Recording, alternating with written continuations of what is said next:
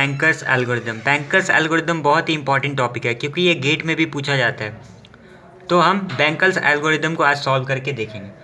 तो सबसे पहले इसमें हमें प्रोसेस दे रखी है, 5 प्रोसेस है, ठीक है, 0 से लेके 4 तक। देन फिर एलोकेशन हमें गिवन है, मैक्सिमम गिवन है और अवेलेबल गिवन है।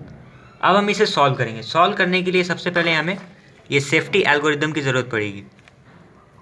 तो सेफ्टी एल्गोरिदम क्या कहता है कि सबसे पहले इसकी स्टेप है कि वर्क इक्वल्स टू अवेलेबल, ठीक है। देन फिर सेकेंड स्टेप हमारा ये कहता है कि हमें एक ऐसी वैल्यू आई की एक वैल्यू फाइंड आउट करनी है जिस वैल्यू पे ये फॉल्स हो। एंड देन फिर हम चेक करेंगे कि नीड वर्क से छोटा है या नहीं है। अगर नीड छोटा हुआ, ठीक है, तो हम स्टेप 4 पे चलेंगे। नहीं, नीड अगर छोटा हुआ तो हम आगे चलेंगे स्टेप 3 पे। अगर छोटा नहीं हुआ तो स्टेप 4 पे बजाएंगे।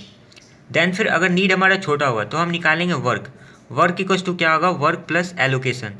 And then finish of i equals to true. अगर ये सही हुआ वापस से हम स्टेप 2 पे जाएंगे। अगर ना हुआ तो हम स्टेप 4 पे आएंगे। एंड देन हम ओवरऑल आई की वैल्यू फाइंड आउट कर लेंगे जिस पे कि आई की वैल्यू ट्रू हो।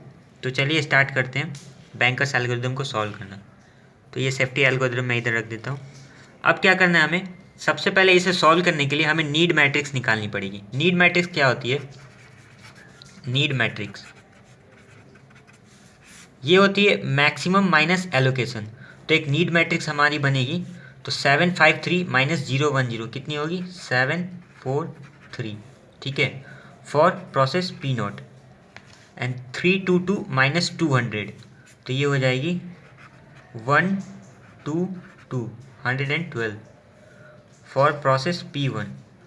फॉर प्रोसेस P2 902 माइनस 302, तो ये हो जाएगी 600।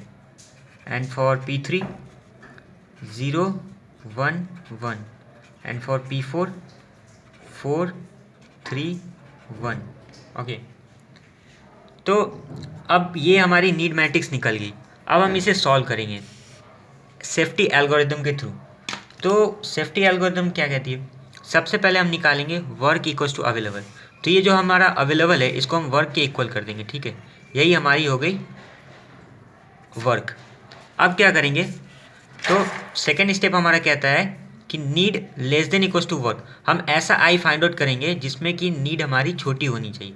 तो सबसे पहले हम कंडीशन निकालेंगे फॉर, चेक करेंगे आई इक्वल्स टू 0 के लिए चेक करेंगे, ठीक है। तो 0 के लिए हम चेक करेंगे कि हमारी नीड कितनी है। नीड है 743, ठीक है, और वर्क कितनी है हमारी 332। तो 743 छोटा नहीं है, ठीक है, किससे?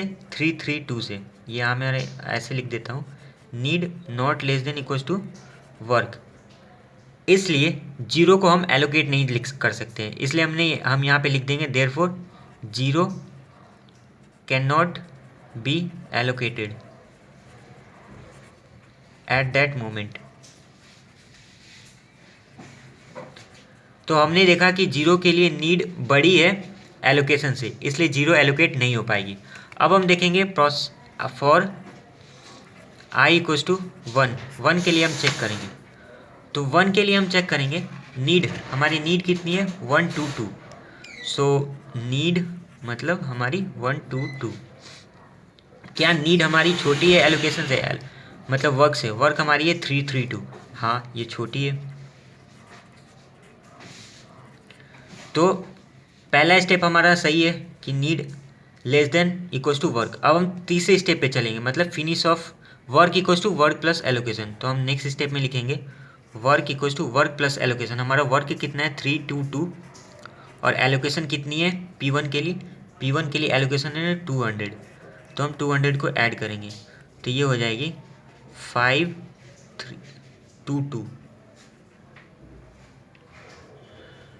सॉरी, वर्क है 332, हाँ 532 हो जाएगी, ठीक है। तो ये हो गई work equals to work plus allocation, ठीक है। अब हमारी नई वर्क ये हो गई, अब ये वर्क नहीं रहा, अब नया वर्क ये हो गया। अब हम चेक करेंगे फॉर आई इक्वल्स टू 2 के लिए हम चेक करेंगे। तो 2 के लिए नीड कितनी है 600, ओके। तो 600, क्या 600 नीड लेस है एलोकेशन से, वर्क से? हमारा वर्क कितना 532, तो ये छोटा नहीं है, ठीक है, इसलिए 2 भी हमारा एलोकेट नहीं हो सकता है।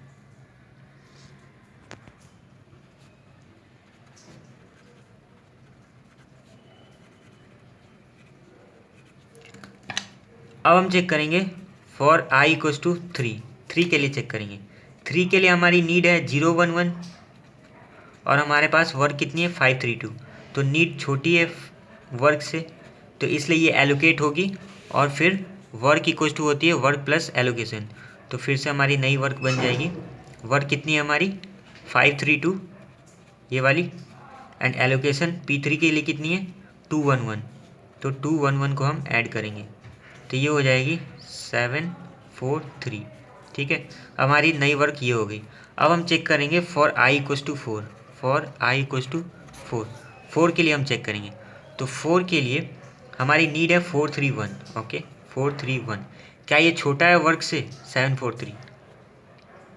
हाँ ये सही है, 743 से छोटा है, तो नेक्स्ट स्टेप हमारा होगा कि work equals to work plus allocation, तो हमारा वर्क कितना है 743 और एलोकेशन कितनी है हमारी P4 के लिए 002, तो 002 को हम ऐड करेंगे तो ये कितनी हो जाएगी 745।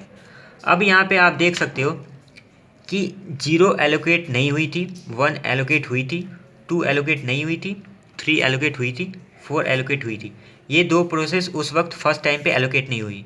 अब हम वापस से जब करेंगे तो आप देखना कि ये एलोकेट हो जाएगी, तो हम चेक करेंगे फिर से फॉर i इक्वल्स टू 0 के लिए हम फिर से चेक करेंगे, फॉर i इक्वल्स टू 0 के लिए चेक करेंगे, तो हमारी नीड कितनी है 743, ठीक है, तो 743 चेक करेंगे कि वर्क से ये छोटा है या बड़ा है, तो वर्क अब हमारी हो गई 745, तो हाँ ये छोटा है, अब इस बार एलोकेट हो गई। तो हम नेक्स्ट स्टेप ये करते हैं work equals to work plus allocation, तो वर्क हमारी है 745 प्लस एलोकेशन कितनी है 0 के लिए 010 को हम ऐड करेंगे तो ये हो गई 755, ओके। अब 0 भी एलोकेट हो गई। अब हम चेक करेंगे फॉर i इक्वल्स टू 2 के लिए हमारी नीड कितनी है 600। अब हम इसे चेक करेंगे वर्क से ये छोटी है बड़ी है, वर्क हमारी 755, तो ये छोटी है, इसका मतलब अब ये 2 एलोकेट हो जाएगी और हम फिर से इसकी वर्क निकालेंगे, work equals to work plus allocation, तो वर्क अभी हमारे पास 755 है और 2 के लिए एलोकेशन कितनी थी 302, तो 302 हम ऐड करेंगे तो ये टोटल कितनी हो जाएगी 1057, ठीक है। तो अब इस बार देखो लास्टली सारे एलोकेट हमारी हो चुकी है, 1 हो गई, 3 हो गई, 4 हो गई, अब 0 भी हो गई, 2 भी हो गई। तो हम सबसे लास्ट में क्या निकालते हैं बैंकर्स एल्गोरिदम में सेफ सीक्वेंस, तो हमारी सेफ सीक्वेंस क्या हो जाएगी, सेफ सीक्वेंस सबसे पहले जो एलोकेट हुआ है P1 सबसे पहले एलोकेट हुई है, तो सबसे पहले हम P1 को लिखेंगे, उसके बाद कौन सी हुई है P3, तो P3 लिखेंगे, देन फिर P4 and then P0 and then P2, तो ये हमारी हो गई safe sequence P1 P3 P4 P0 and P2, तो ये हमारी हो गई बैंकर्स एल्गोरिदम। ये बहुत ही इंपॉर्टेंट है, ये गेट में भी पूछा जाता है तो थैंक यू।